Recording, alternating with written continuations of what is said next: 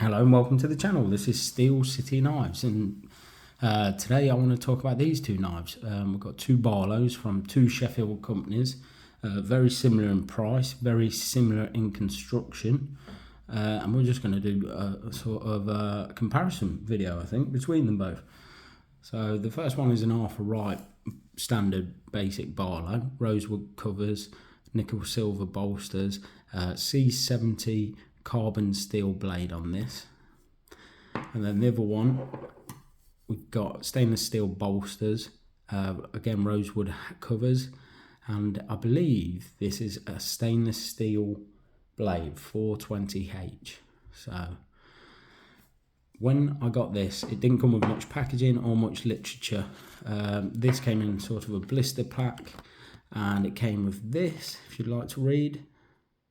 Doesn't tell you a lot. It tells you a lot about the company, but it doesn't tell you a lot about the blade still. I thought this was pretty cool though. Some wild blade shapes. Castrator. The lovely spay blade there. My favourite spear point. But yeah, I thought that was good. There's the peach pruner. So I had a couple of peach pruners from Arthur Wright, and I'm really regretful that I traded them. One was in buffalo horn, and it was all dark one side and then a white horn on the other side. So it was really good, but that blade shape I just didn't get on with at the time. But I think now I should have used it a bit more, and I probably would have found it a bit more useful. The other one was in a stag, and the stag was spot on. It was like really like sort of popcorn stag, I think they call it, when it was really had a lot of character to it. So quite regretful that I got rid of them.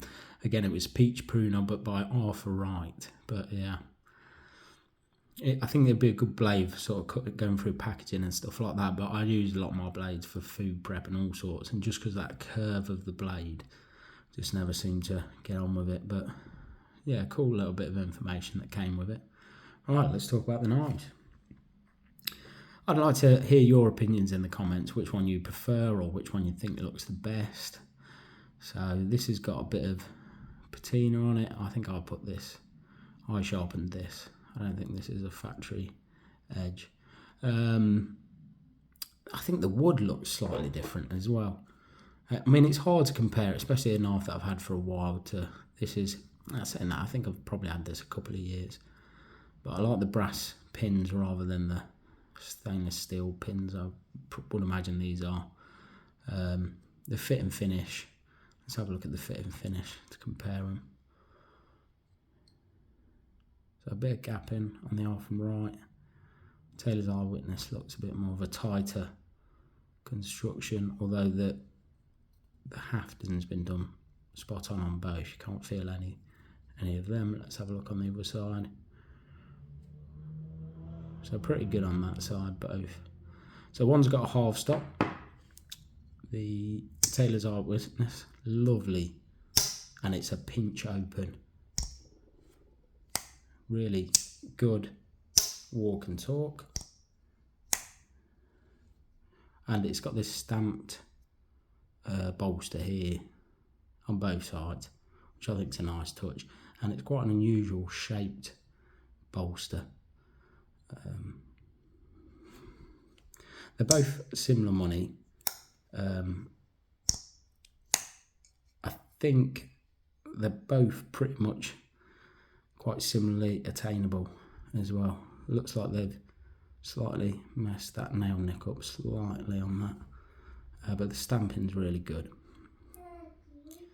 Evie, and let's have a look at the Arthur Wright. So this is just a full, we'll look at the walk and talk of the, now there's not enough to pinch this, so you have to use the nail nick, but really good, strong lock up. So the walk and talk still really affirmative, really strong action. Beautiful walk and talk again on this. So it kind of, it's a good comparison really, because what you've got is two different blade steels as well, which is always, so if you like your stainless steel, you probably want the Taylor's Eyewitness. If you like your carbon, you've got your Arthur Wright. But the wood, considering it's both rosewood, it's slightly different. I don't know if the camera's sort of giving it off, but there is this one's a lot more lighter. That could just be use. Let's have a look at the fit and finish of the covers itself. It's a tighter grain on the Taylor's Eyewitness than the Arthur Wright. I like the nickel silver bolster rather than the stainless steel bolster, and I like the brass pins rather than the I think they're stainless steel. Stainless steel is a really hard material to sort of file and work with, but yeah, I think it suits this, having them stainless steel. I do love that half stop, and I love the fact it's pinchable open. But yeah, a lot of differences on both of them really, but similar but dissimilar at the same time. But I'd love to hear your comments and see what you think. But I think it's just good to get knives like this and offer them up against one another. So we'll talk a bit more about the specifications, because I think they're bang on the same. I think this is, let's have a look. I'll just offer them up because we've got the chance to do that. So we'll put bolster to bolster. The Arthur Wright's just a hair bigger. I think the blade length, I think I had a look around there. A lot of these are advertised as having a carbon steel blade as well on a lot of websites, which I think that is definitely 420 personally. And I have used this a bit, and it hasn't patinaed that much. So I think it is stainless steel. I love that brush satin finish as well on the blade, rather than being a high polish. But yeah, so the overall is 6¼ inches, and the blade length is 2.5 for the Arthur Wright. And like I say, they're pretty much the same. So, yeah, as you can see, more or less same. But yeah, let's listen to this walk and talk again. You can't beat that. Snappy. Love it. Love that walk and talk. But yeah, just thought do a bit of a video comparing them. Let's hear that. Beautiful. Right, thank you for watching. Hope you enjoyed it. A bit of a quick one. Please like and subscribe. See you on the next one.